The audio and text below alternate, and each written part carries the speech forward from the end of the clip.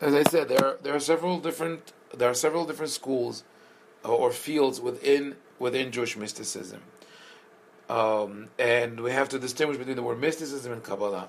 The word Kabbalah literally means transmission or reception, and it refers to the unbroken chain of transmission from God to Moshe to the future generations. The first time that it was used as a noun, Kabbalah, was by Rabbi Avraham ben David in medieval times to speak about Sharsheret Kabbalah, the chain of transmission of the oral law, and not about mysticism. The word mysticism has to do with mystery, with esoteric knowledge that is not shared freely with everyone, and as such, we have references to it from probably the first and second century on, and it is probably only in the 15th, 16th century that the word Kabbalah, Chokhmat Kabbalah, was applied to Jewish mysticism. In the centuries before that, I would say from the 11th century to the 15th century, where people did refer to with a specific name to this esoteric knowledge, they would use the term Chokhmat Emet or Al Derech HaEmet, the true knowledge, and then there would be Al Derech HaSod, the secret, or Nistar, hidden. But all of them focused on the esoteric knowledge, the character of that information, whereas Kabbalah is less direct. The term Kabbalah, when it speaks about that kind of knowledge, because it alludes to the fact that it was transmitted from one person to another, but it doesn't say anything about who that person should be. It could be many recipients in a big audience that receive from one person. We do know that the knowledge was not transmitted in that manner, but we also have the terms Chokhmat Emet. The truth is always that elusive truth that not everybody could achieve, so it is only given to special individuals. And of course, Torah HaSod, the secret, Nistar, hidden, those are all refer to the mysticism as something that is not easily achievable, attainable, or shared with other people. So the earliest, maybe the most ancient form of mysticism that we can identify, and it's not only unique to Jewish tradition, is maybe what we could call the ecstatic or the spiritual experience, is when a person feels transformed or in a heightened level of awareness, and that person feels that he communicates with God, or people would call it at one with the universe, communicates with the universe. Later on, we will come to schools that speak about the knowledge of God, try to describe God and divinity and spirituality in actual terms, and that would be called theosophy, the knowledge of God. And in a way, you could say that philosophy, and Maimonides' philosophy, was an aspect of mysticism, but it took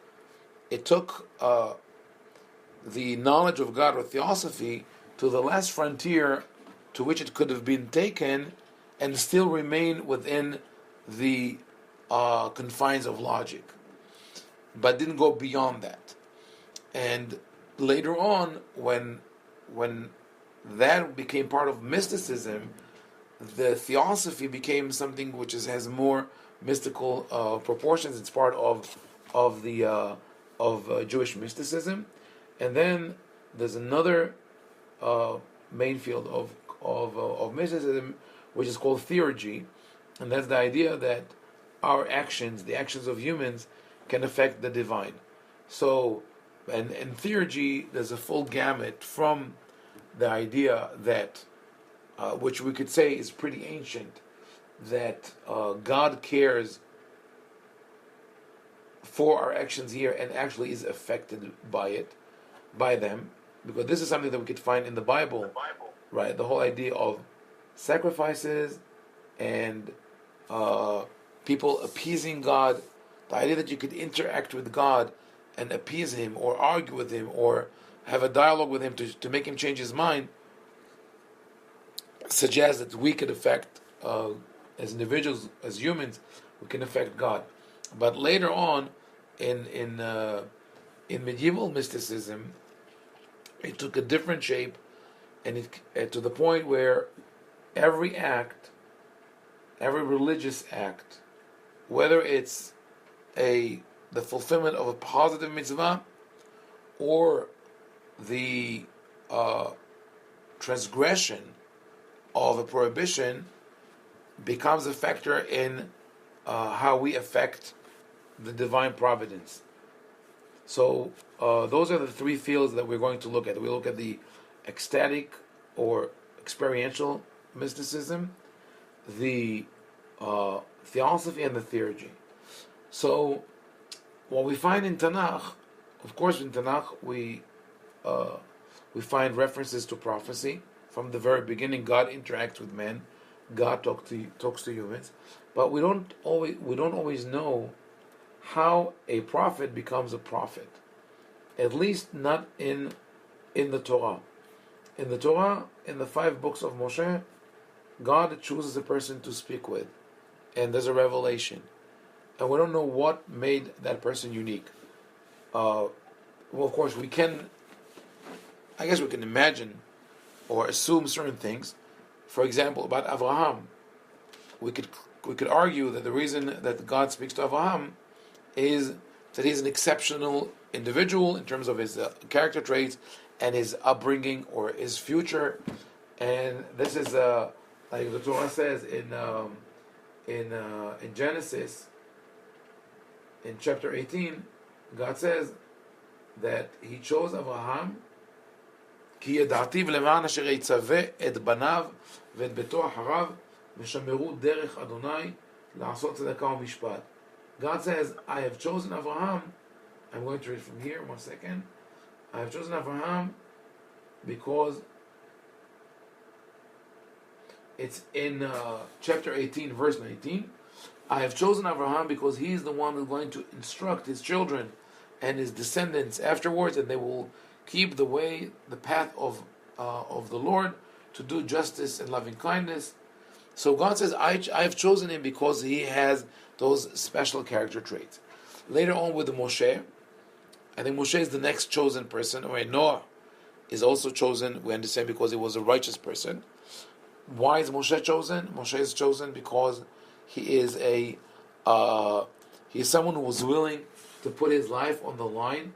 He really is passionate about the suffering of the Israelites, and for that reason, God chooses him and makes him a prophet and a messenger.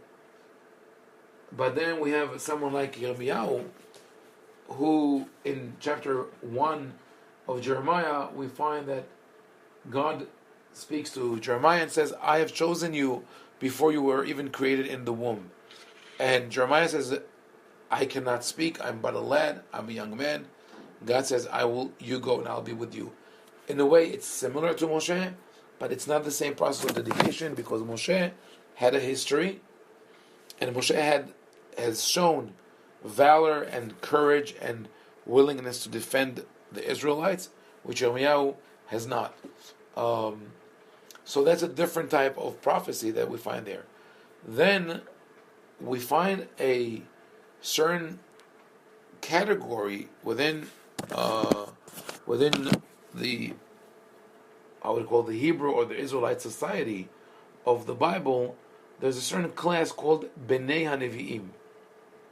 Bnei HaNevi'im literally means the children or the sons of the prophets, but it really means the cadets, the prophets in training.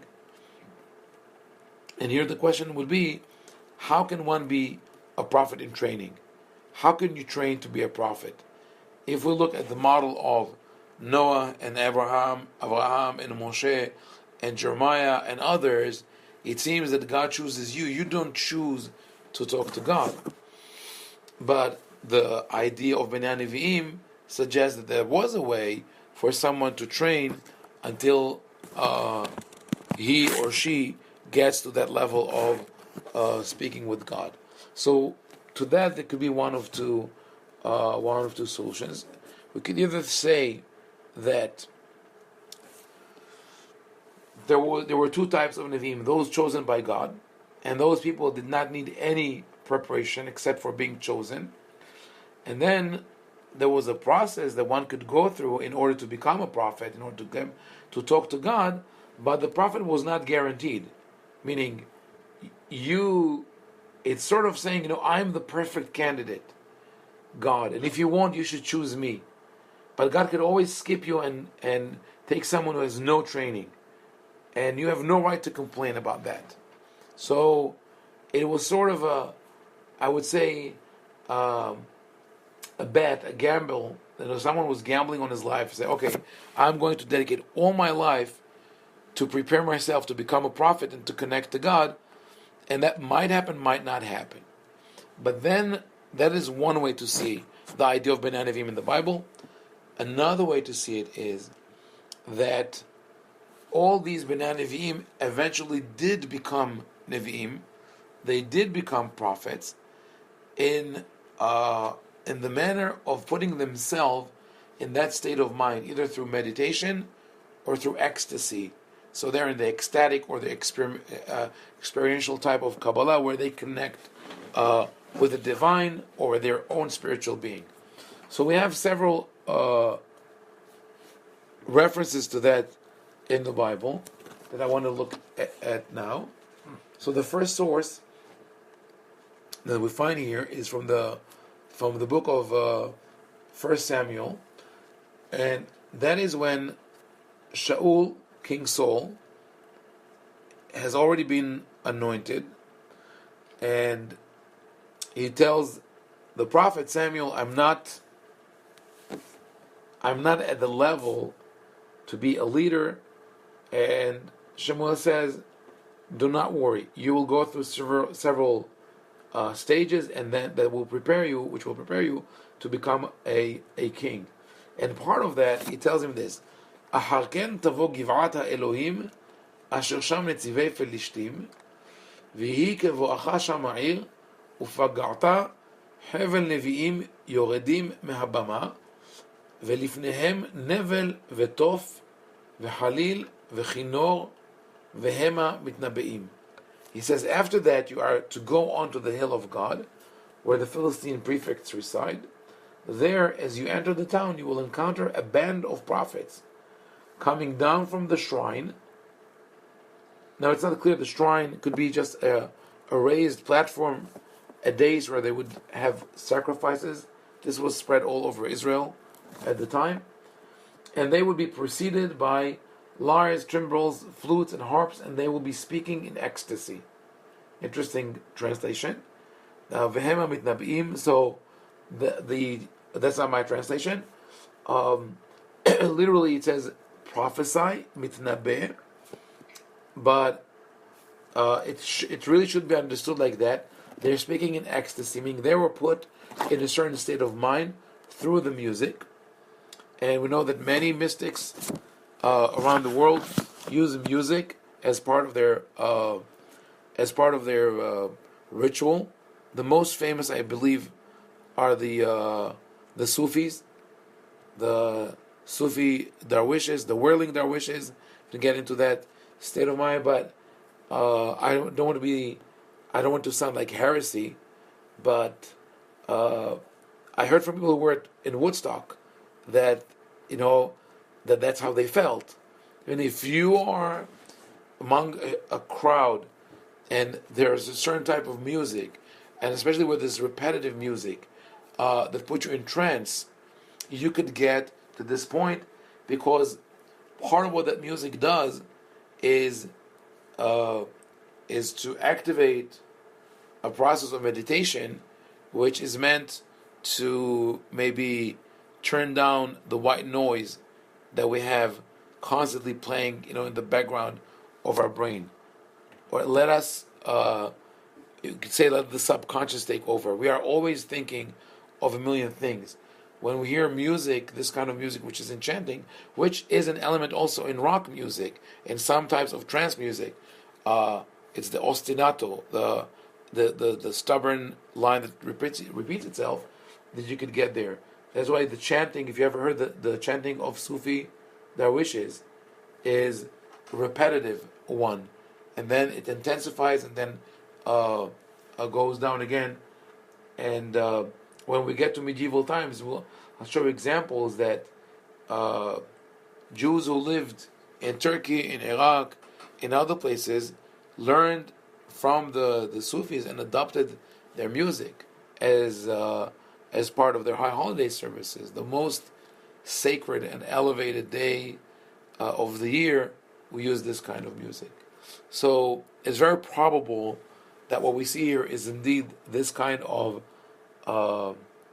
music, which is used to put people in that state of mind.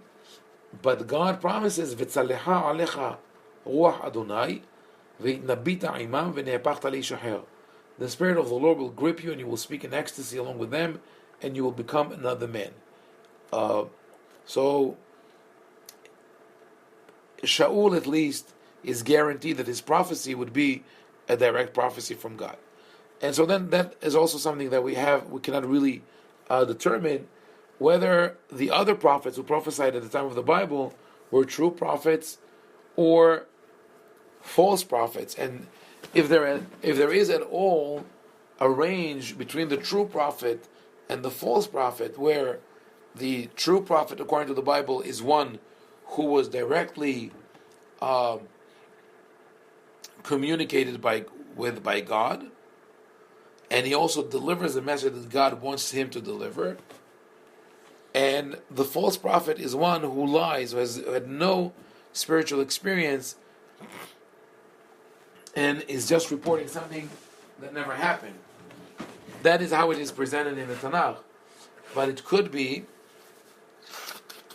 if we read those nuances, that in between there were people who felt that they had this power of prophecy, but they were not directly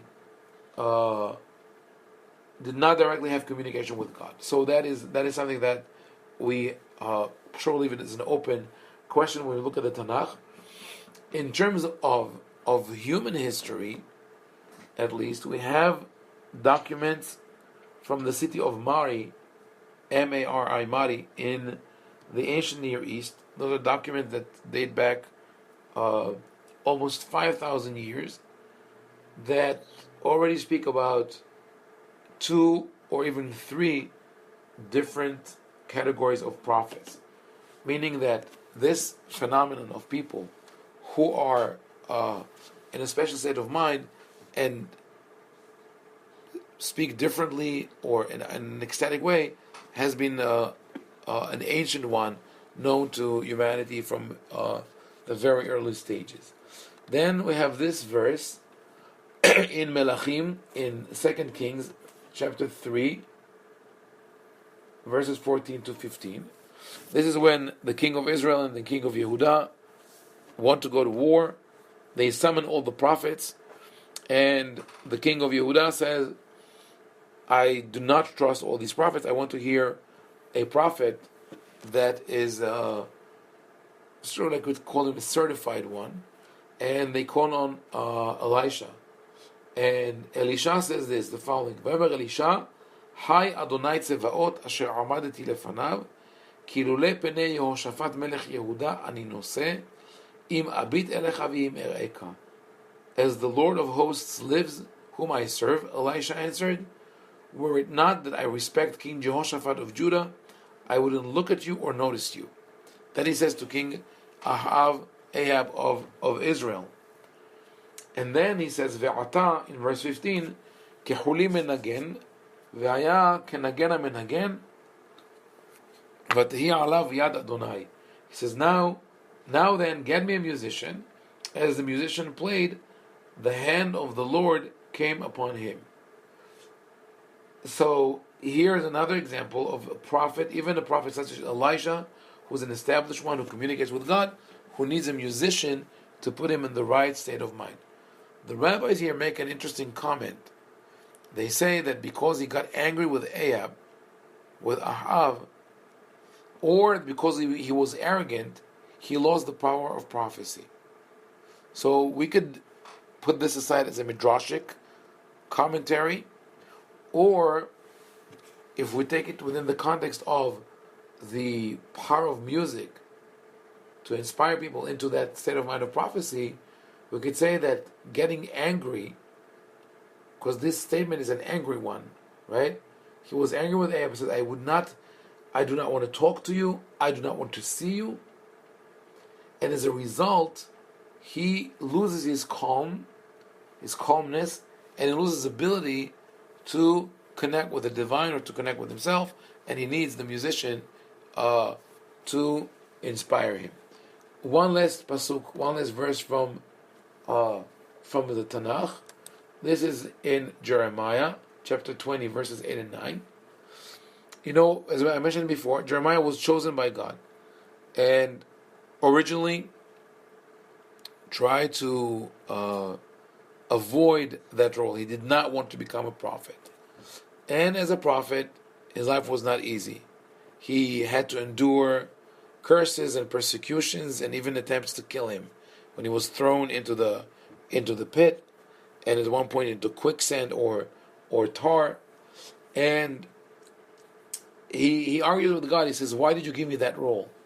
And what we see here is this, Kimidei adaber ezak, Hamas vashod ikra, ki haya devar Adonai li leherpa ulekeles kol hayom. For every time I speak, I must cry out, must shout lawlessness and rapine, for the word of the Lord causes me constant disgrace and contempt. Meaning that when he has to deliver God's word, he is being ridiculed. So now, at that point, if you were a neighbor of Jeremiah, you would have told him, okay, so keep quiet, don't talk. If you know that every time you speak, you get into trouble, just keep quiet. And Jeremiah answers to that question that was not voiced. He says, "Ve'amarti lo ezkerenu velo adaber od bishmo." I thought I will not mention him, no more will I speak in his name. Ve'haya belibi ke'esh bo'eret עצור בעצמותיי ונלאיתי כלחל ולא אוכל. His word was like a raging fire in my heart, shut up in my bones. I could not hold it in. I was helpless. So Yirmiyahu says that it's not a question of holding back my prophecy. I cannot do that. It is burning in my heart. It's like fire which I must release. So that is important, because what we see here is a description of the prophecy as an experience which is greater than the person. It is not something which is within your power to control. You have to release it. You know, I know it reminds us probably of the lyrics of Cat Stevens, right? I can't keep it in. I must let it out. I must show the world what the world got in. But it's interesting because he really himself was a sort of soul-searching person, and he converted from Judaism to Islam, and probably that's part of the whether people approve it or not, it doesn't matter. You have Bob Dylan, who's also a musician with a very strong sort of message to deliver, who also went through soul searching. I think it's related to that kind of a message that is greater than the person, that one feels that this kind. Remember, I mentioned earlier the names of Torah Emet, the truth. It's sort of someone who's possessed by an idea. I know the truth and I must share it with people. We don't know if that truth comes from a divine source, comes from a personal source. In the case of Yirmiyahu, we would like to believe, and right, this is what the Tanakh tells us, that this is a divine source. This is what you like true prophecy. So we were looking at the biblical material, right? In terms of, other than the fact that we know that the Bible speaks about prophecy, about communication between God and humans, there's not too much information about the process of becoming a prophet, other than one being chosen.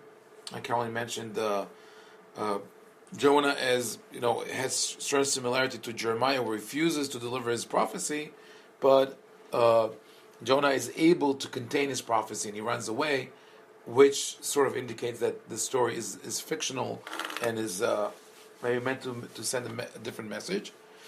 In any case, before we move from the biblical literature to post-biblical literature, I would like to think for a moment about this idea, and that is that though we refer to the Bible, as a unit, right? People say the Bible, which literally means the book, and people call it the book of books. And then, in rabbinical literature and medieval literature, they used to refer to the Bible as the 24 books, 24 Sfarim. But in reality, the Bible is a library. It's eclectic, and it contains many different genres that I think most of them are very fascinating. Some of them are technical. No one who's looking for inspiration goes back to the book of Chronicles, or to the description of the sacrifices in Leviticus, or to the construction of the tabernacle in Exodus. Except for the Kabbalists, they will find there in the sacrifices and the construction of the tabernacle some ideas, but so those are the technical parts of the Bible. You have chronology, you have history, a lot of wars and bloodshed in the book of Melachim and all the early prophets. A lot of laws in the Torah, but also narrative. And I think that is an important point to have in mind. That I think the secret and the magic of Judaism, of the Torah, the Bible in general and the Torah in particular, is that it's not a legal codex. It has a major chunks of the Torah are legal codices. We have, like I said, the laws of the Levites and the tabernacle, and purity and impurity, and social laws and all that.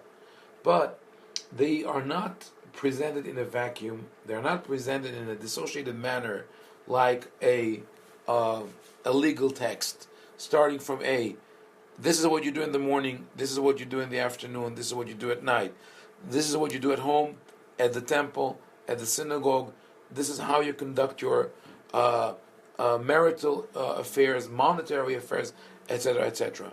Rather, the Tanakh, the law is presented within the context of the narrative of individuals who become a tribe, who become a nation, who endure slavery, and we find the dialogues and the interaction between the forefathers and the foremothers. They're very human, they're very accessible. None of them is a mythical being. Unlike other religions, we don't find mythical beings. Yes, there are some allusions to mythical beings in Genesis, the Taninim, the great monsters, or even Tehomot, the abyss, which is either an allusion of to Tiamat, the mythological goddess of the abyss, in the Akkadian mythology. But we don't have. When you think about the heroes, the protagonists of the Tanakh, they are real human beings. They had families. They fight with each other for love.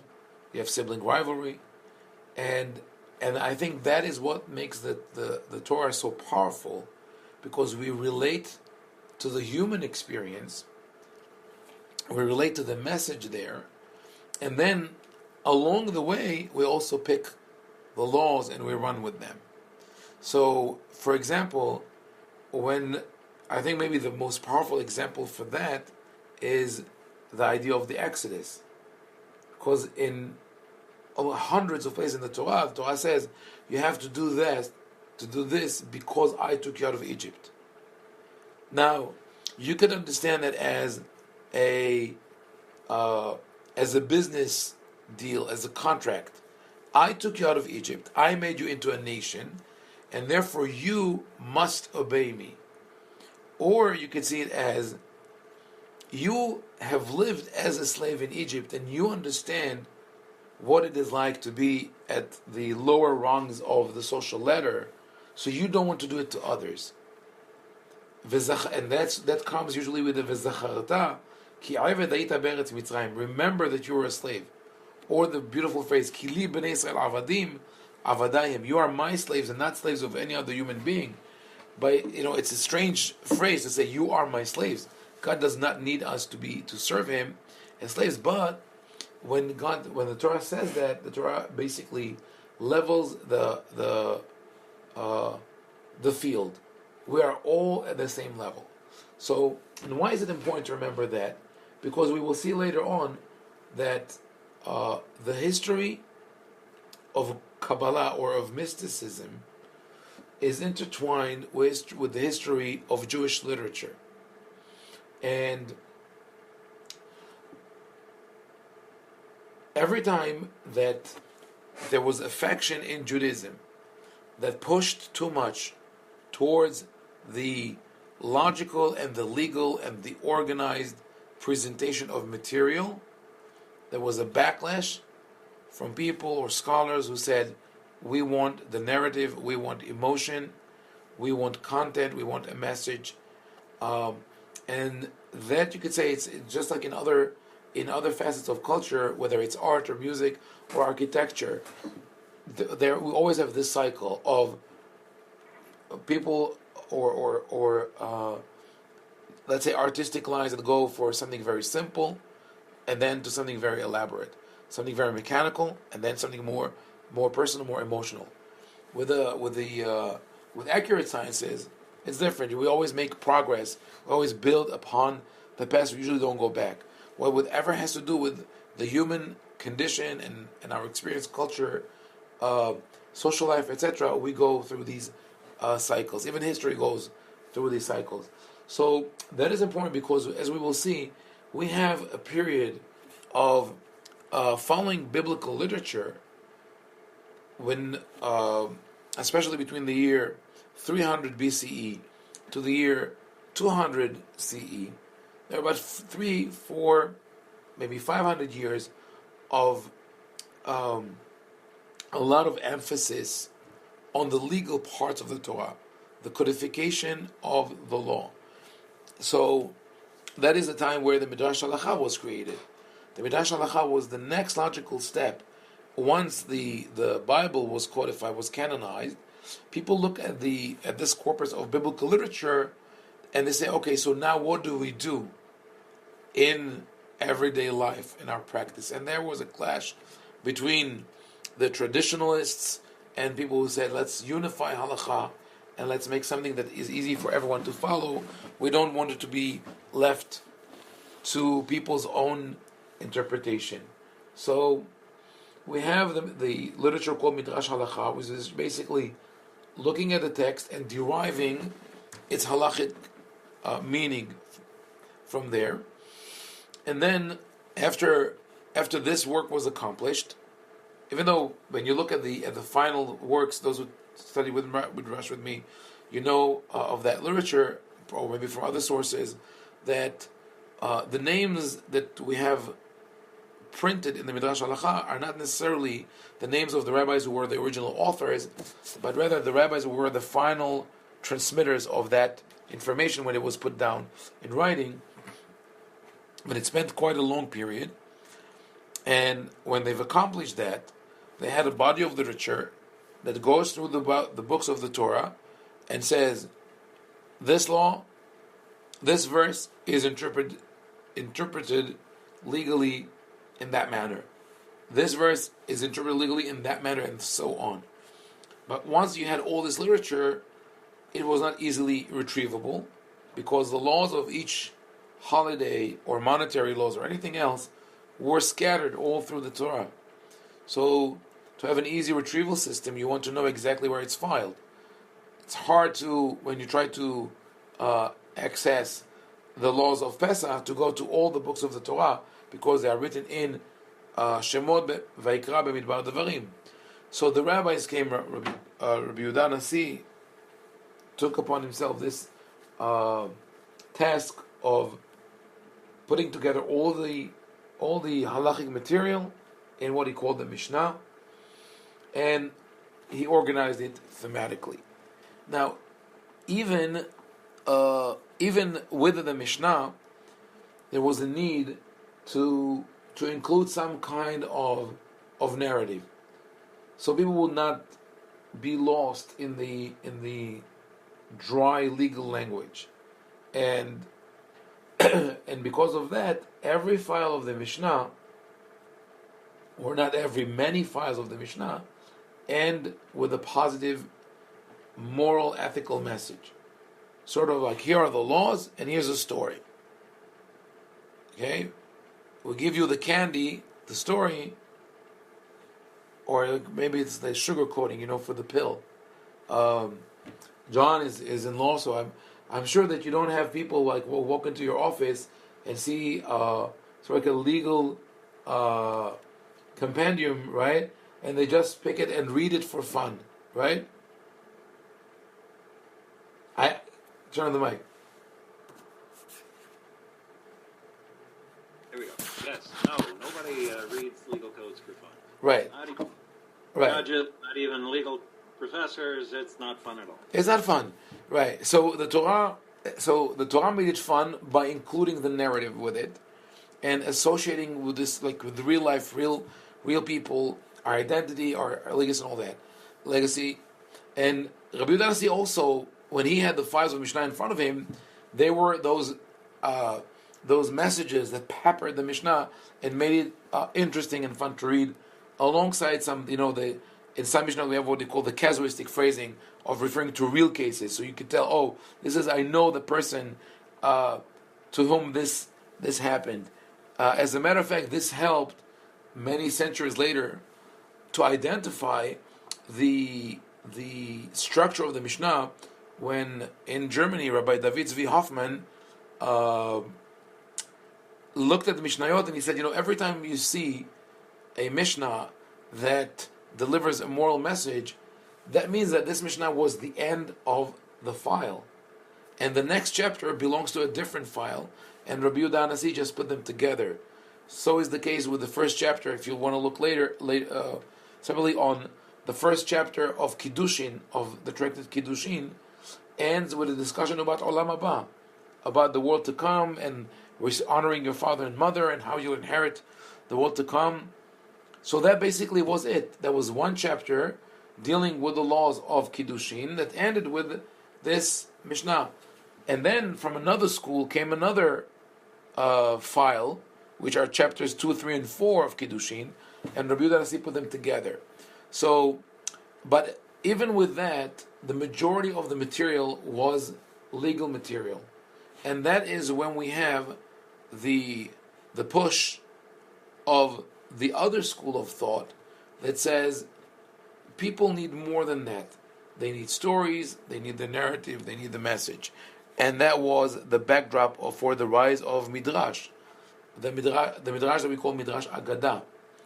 There's a famous story about two rabbis who came to give a lecture. Both came to give lectures in one city, and one of them gave a talk about halacha, right? There were legal issues, and the other one gave a drasha, midrashic interpretation, and as a result of those two different topics, the first one who spoke about legal issues had maybe 2 or 3 people, and all the rest went to the other rabbi. And of course, the first one was very upset, and the second one was Rabbi Avhu, says, don't worry, just because your merchandise is so precious that not everybody can buy it. So you're selling diamonds, and I'm selling fake jewelry. But in reality, what happened was is like what speaks more to the people, and that is what people wanted. So that is a time where we start seeing the first seeds of more open discussion of mysticism that was very probably practiced before, and we have evidence of that, but not much of the written literature that shows us what are the texts that they use, or how they refer to themselves, the people who were the mystics. So let us look now that I made this introduction, just to have in mind the context of the biblical literature and how we transition into rabbinic literature. Let's look at the some texts that have to do with mysticism that we find in rabbinic literature. So we find this text in Shemot Rabbah.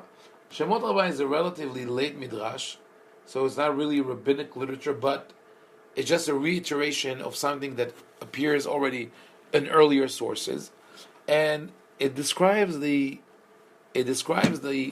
process of prophecy. And probably could wonder whether it is whoever said that, delivered that commentary, lived the experience, or he's just commenting on the text. So this is what the Midrash says. אתה מוצא, וידבר השם אל משה, ויאמר השם אל משה. וכן אתה מוצא, ויאמר משה אל השם, ויאמר משה אל השם, וידבר משה אל השם. So the Midrash says this: you find in the Torah very often God spoke to Moshe, or God told Moshe, but also Moshe spoke to God, Moshe told God. So what we have here, what is it the Midrash is commenting on? That we have a two-way street, right? It's a two-way traffic. God talks to Moshe, Moshe talks to God. What does it mean? How does God talk to a human being, and how does a human being talk to God? That's the question of the Midrash. Are they at the same level? What is the type of communication? Or in other words, maybe if we were in the room while God talks to Moshe, would we know that God talks to Moshe?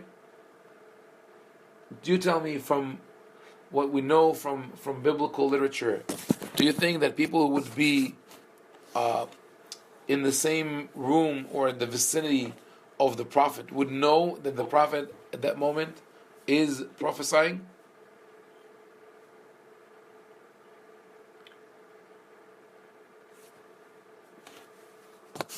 What do you think? If I were now we're together, we're learning, and I get a prophecy, I get a direct message from God, would you know that, or I would just pause for a second and download that zip file into my brain, and then I'm back in the conversation? Would that be something that is just as normal as casual, or would it be different? We know of the other prophets, it says Hevel Leviim, the prophets were speaking in ecstasy.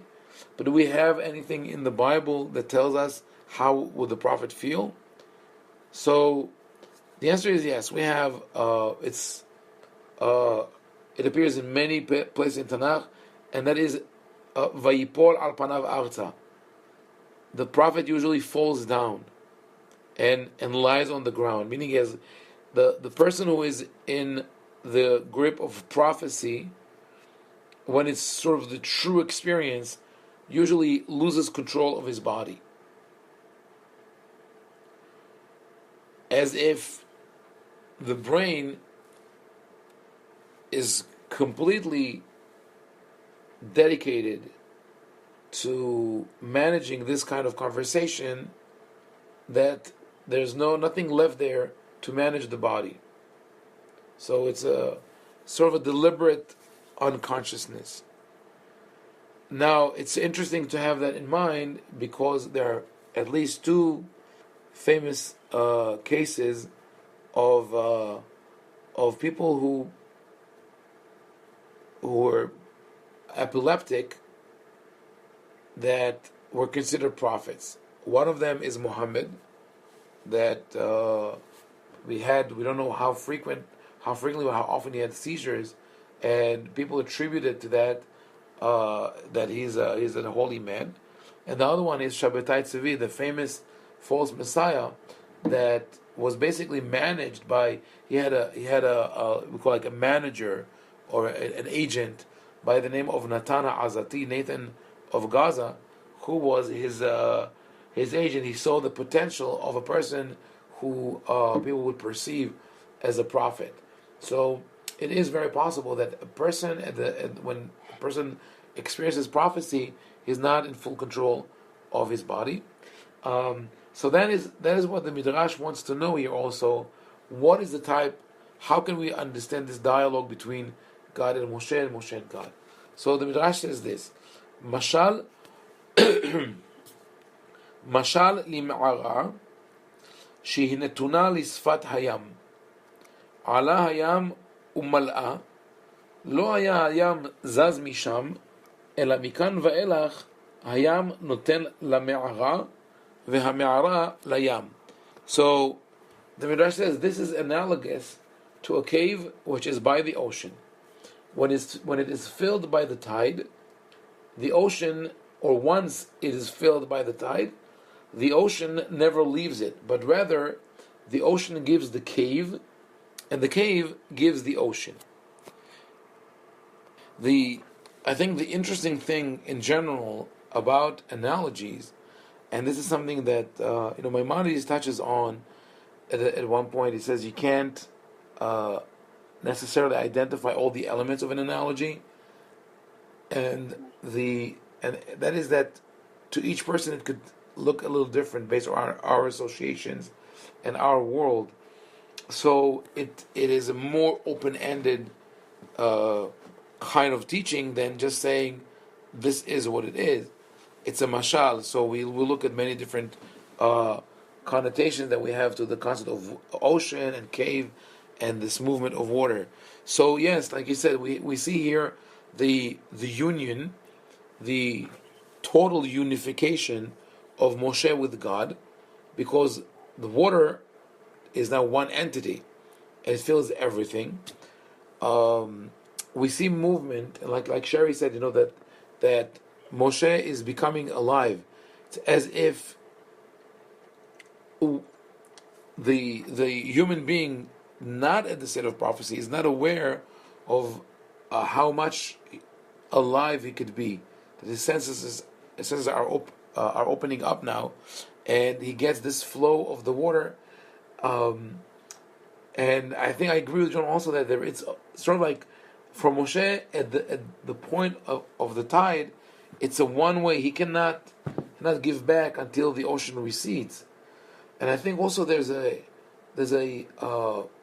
feeling of being overwhelmed. Because this is to be filled in totality. When the water invades the cave, they go into every crevice and every little hole, and the water is there. And even when the water recedes, and there's this tremendous feeling of emptiness, something is missing, there's still lo haya hayam zaz misham. The ocean never leaves it.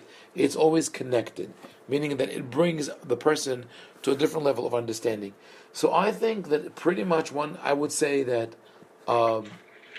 that the author of this specific midrash is someone who did have that kind of ecstatic experience. Otherwise, he wouldn't be able to describe it with such words, with such clear imagery. So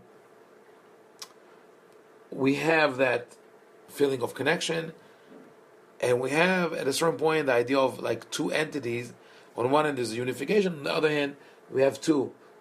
Like Carol mentioned, like there are two entities, and we have to keep this in mind because when we get to the famous story of the rabbis who entered the orchard of divine wisdom, the one who's ousted is Elisha ben Avuya, who says when he comes to the place that Rabbi Akiva calls Mekom Shtaish tahor, stones of pure marble, he says, don't say water, water.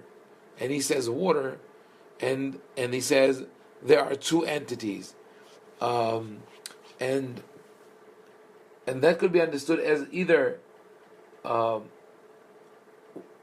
the person who's experiencing that feels that there are multiple deities or entities controlling the world, or which to me seems more logical, that a person at that moment is not engaged in theology, but rather it is the concept of unification with God, that a person see multiple layers in himself, and then he takes those multiple layers and projects them on God.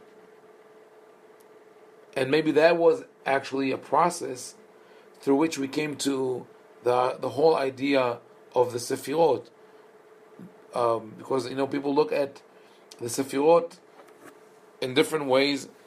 There were some scholars who said this borders on paganism, because it's the duality. I mean, it's much, much later. We didn't even get there yet. But when the idea of the Sefirot will be presented, there will be the rabbis who would say, this is paganism. We can't believe that there's more than one God. Now you say that there are 10 forces within the divine. Other people would explain it as psychology. This is sort of a mystical way to reflect on psychology, and that explains the great popularity of mysticism today, through the Kabbalah Center and places like that, because people don't look at it as a system which explains the divine, but rather as a system which explains the human. This is how humans behave. This is what humans do.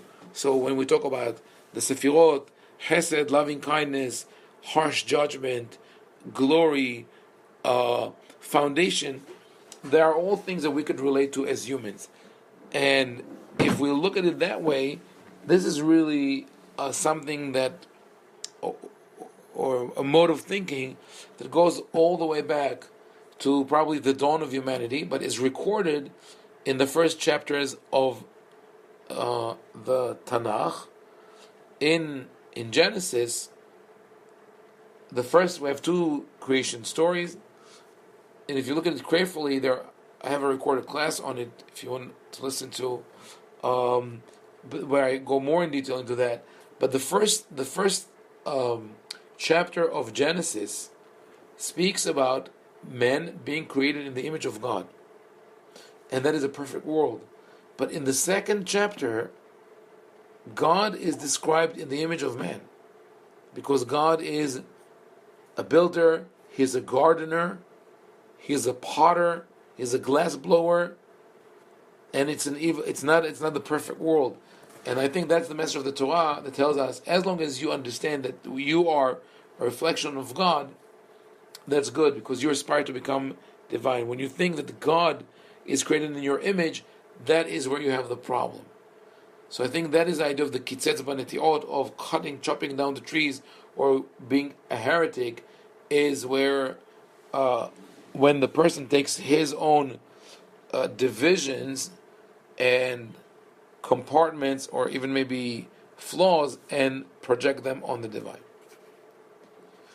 So that is just sort of a general reference to the idea of prophecy that does not speak about mystics at the time of, in rabbinic period, but sort of gives us a clue or a hint that there were people who practiced mysticism at the time.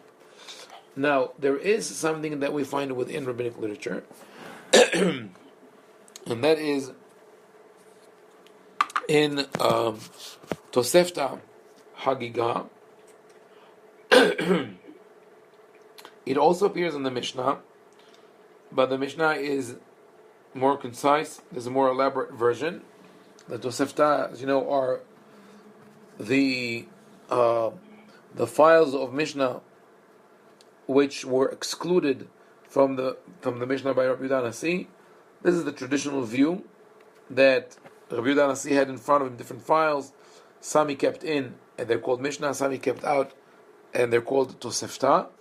The scholarly view of that is that immediately after, or maybe even at the same time, that Rabbi Yehuda Nasi edited his Mishnah, there were other rabbis, mainly Rabbi Hiya and Rabbi Oshaya, who created their own files. So they were competing.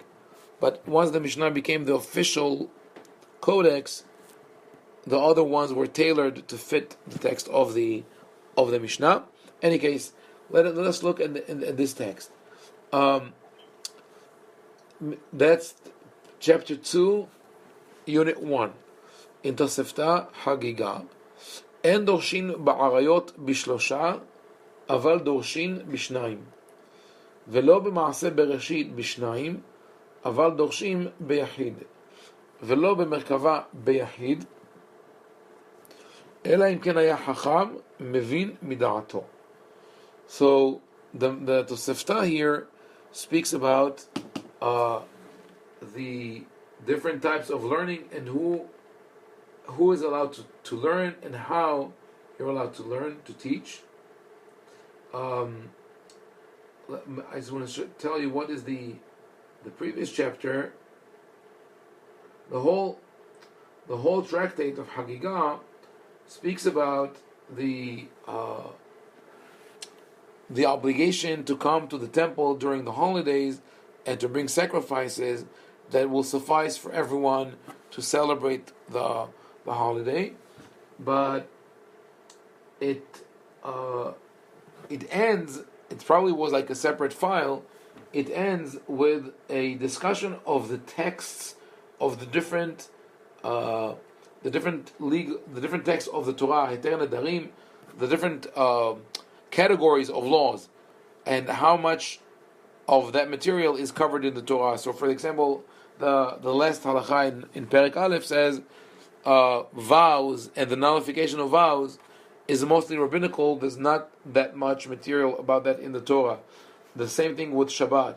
But on the other hand, you have korbanot, the service in the temple. Those are things that we have elaborate literature of in the Torah. Based on that, the next chapter was connected, and it speaks about how and when you're allowed to teach. And it says this: one cannot teach the laws of incest to 3, but to 2 only. Meaning, one, the rabbi cannot expound on the laws of arayot, of incest, when he is in front of 3 students. But if he has only 2, he could do that. And that is understood not as something, it's not about mystical knowledge, it's not about mysteries, but more about modesty. It is inappropriate to speak about such issues in, openly. Then they say not about the act of, one is not allowed to teach the act of creation to 2, but to 1, and one cannot teach the divine throne even to 1, unless this student is wise and understands on his own. So, what is Maaseh Bereshit, the act of creation, and what is the divine throne? That's a question that we have really to look into. 1 second.